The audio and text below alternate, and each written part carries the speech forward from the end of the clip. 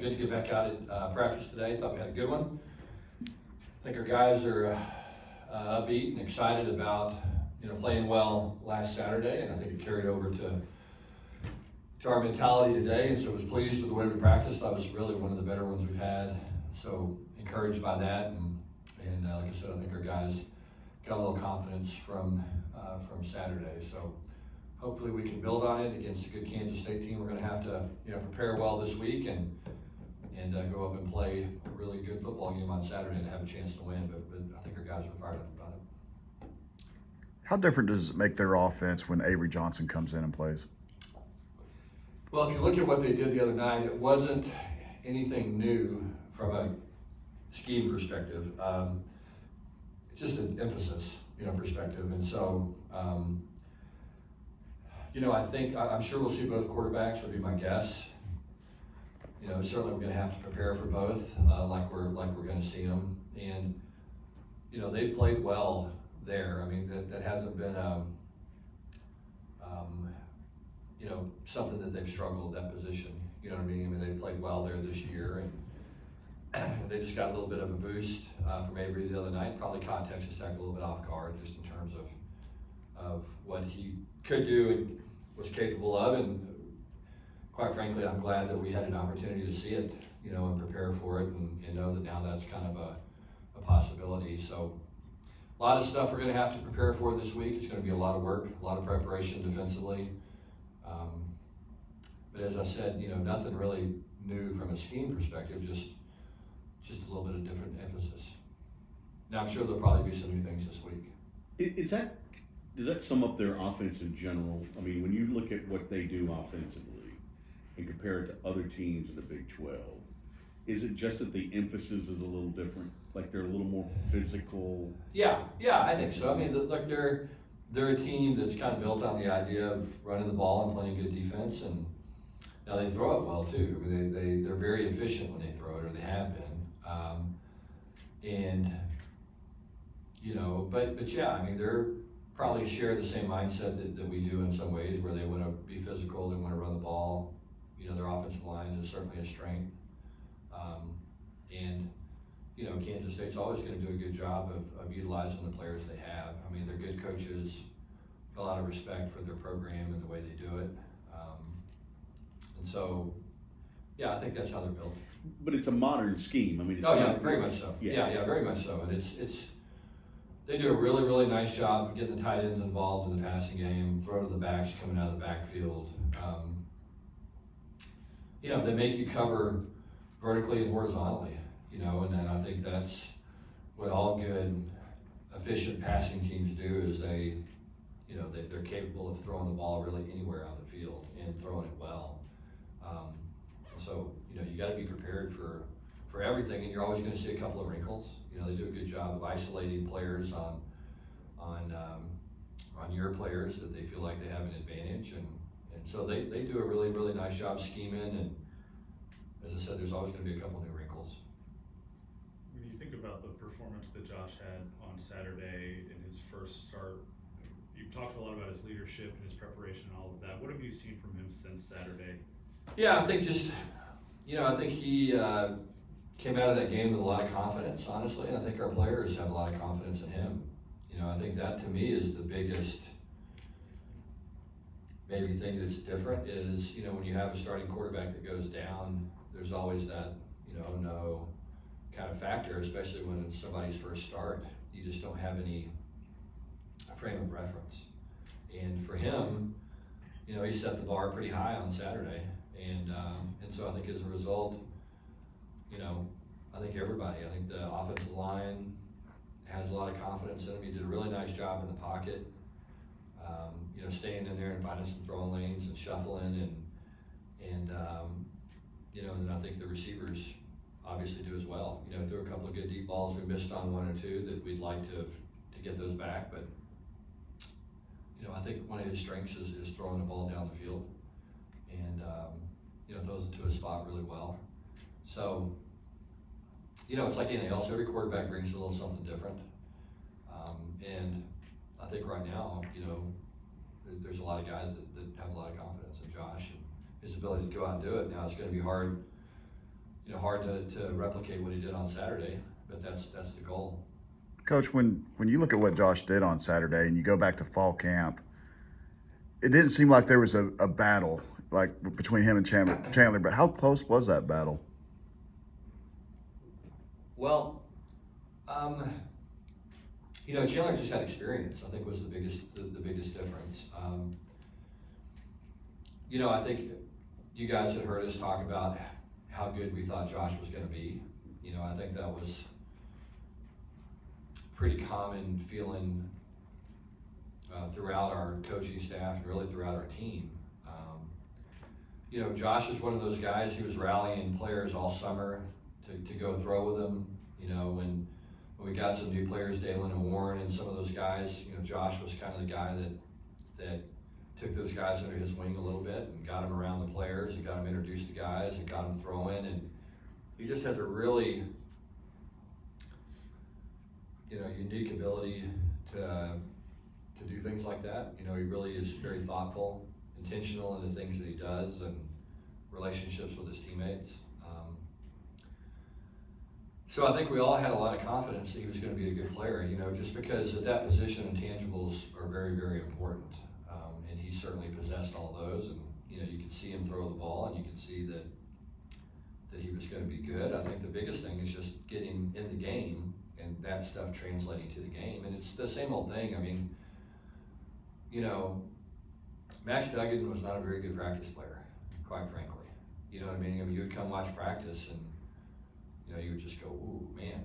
And then all of a sudden he gets into a game and his game is elevated. And some guys just have an ability to do that. And Max got a little bit better, but there were still times that, it just didn't look great in practice, and then you got him in the game. And most guys, it's the other way. Most guys look really, really good in practice and don't play as well in the game. And I think in some ways, Josh looked like he did in practice. And you just don't know how somebody's going to respond until you see it. And so, I thought he played well Saturday. Coach, talk about Jalen Robinson. He was out for 2 weeks, came back, had an impact. What does he help open up on offense? Yeah, I think the big thing with Jalen, I mean, he can run obviously, and he's got a chance to be a run after catch guy. And so, just having speed, a guy that can take the top off the defense, I think is important for us. And he can certainly do that.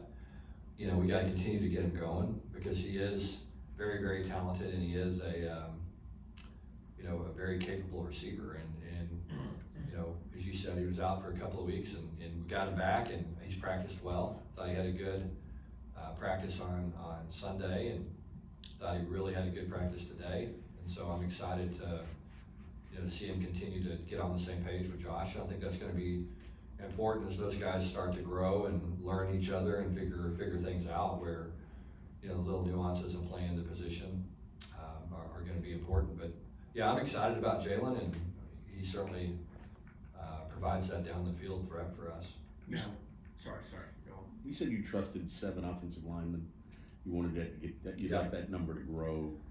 Is it growing at all yet? Yeah, I think so. Yeah, I think we're getting there. Yeah, I really do. Guys late. Yeah, we did, and I think I thought Marcus Williams, took a step, and he hasn't played a lot. Marcus is one of those players that has a ton of potential, and he just has had a hard time kind of breaking through. And last several weeks in practice, he's been very consistent and gotten better and improved. And I thought he played well Saturday. I was glad to see that. And so, yeah, I think there's starting to be more guys. Probably 8 guys, maybe. Would like to get to 9 and 10 pretty quickly. It's along that same line. DJ Rogers at tight end. Does he start to warrant? Yeah. DJ's been one of those guys that has made a move, and it just seems like once he makes a move, sometimes some inconsistencies will show up, and then he'll kind of make another move, and then some inconsistencies will show up, and then. So my hope is that he'll build off of this, because he played well Saturday, did some good things. I mean, he's one of the more talented guys on our team. He really is. He's very talented, and he wants to be a good player. He's just got to be more consistent.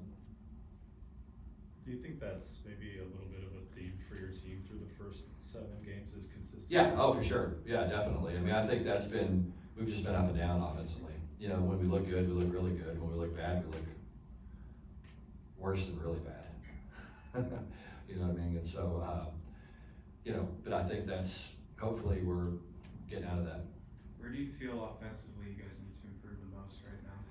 You know, just consistency, just, you know, execution, you know, consistent execution. We've got to cut down on our penalties. We've had way too many pre-snap, false start penalties, wide receiver penalties, kind of silly stuff that good football teams don't do. And so that's where it's got to start. Coach, how do you fix the receiver drops? Well, you're going to have some. I mean, when you throw it 59 times, you're going to have a couple. I don't know. You know, it's like Jack Besh.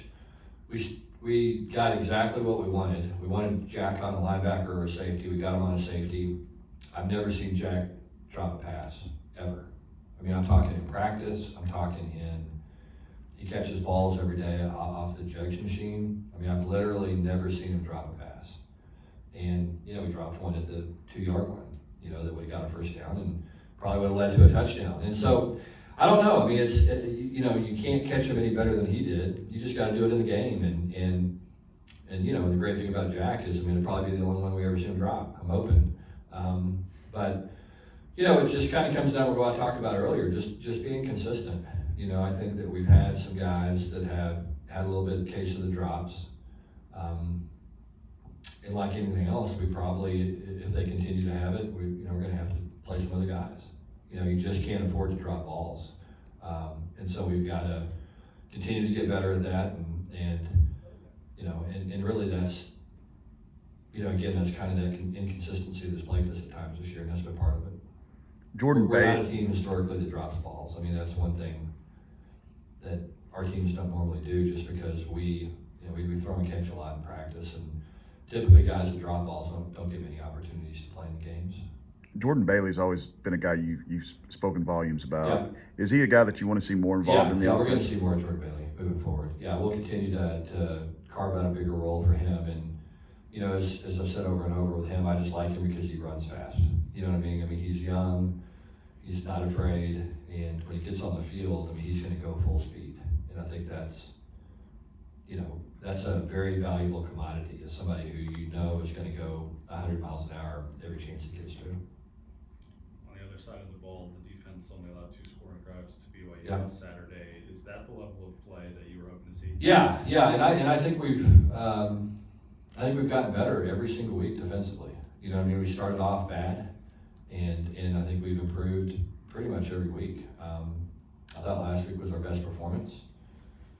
You know, just because BYU does put a lot of pressure on you throwing the ball, and you know, they had been very efficient throwing it.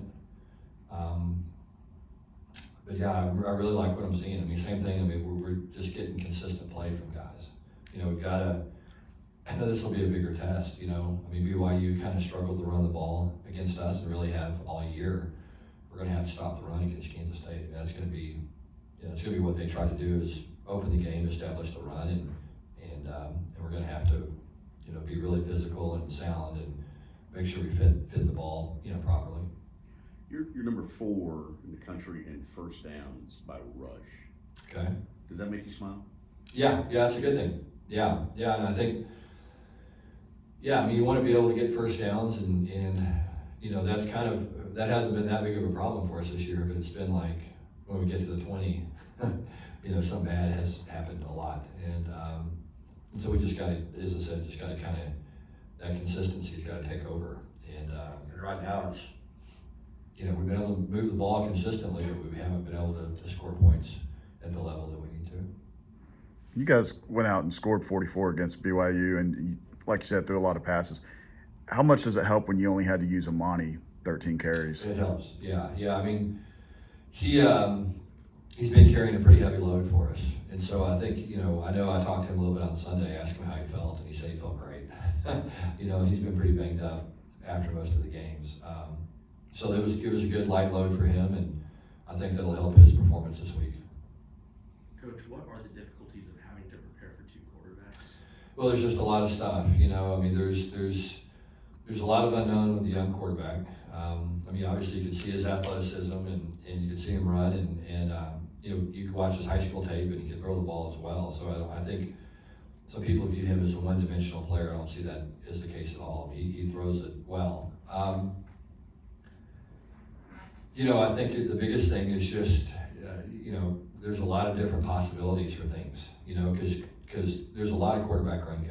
And, you know, and when you have to start fitting all the stuff that's involved in the quarterback run game, and then you got to fit all the running back stuff, then you got to fit all the, you know, 12 personnel and different kind of personnel groupings that you're going to get. And, you know, and all the stuff becomes a lot. And it's just a lot to process. And then you got to figure out the passing game as well. And then, you know, what you're going to see that may be a little bit different with that running threat.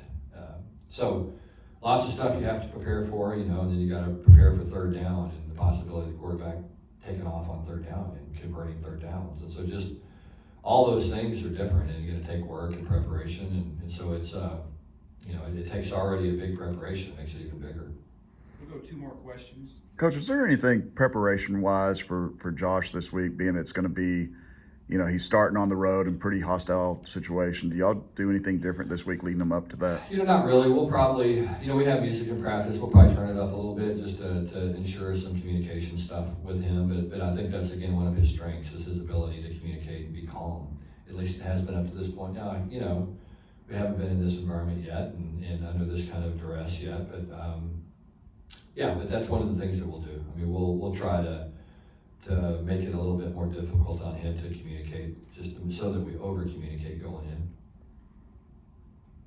Anything else for Coach? Coach, All right. you talked a couple weeks ago about approaching every opponent the same and respecting everyone. When Right. you look around the Big 12 and see that, you know, Yeah, this can't a lot of parity. itself, Yeah, does a lot of that parity. make the message easier to send to players? Yeah. I mean, these guys see what's going on. I mean, you know, I think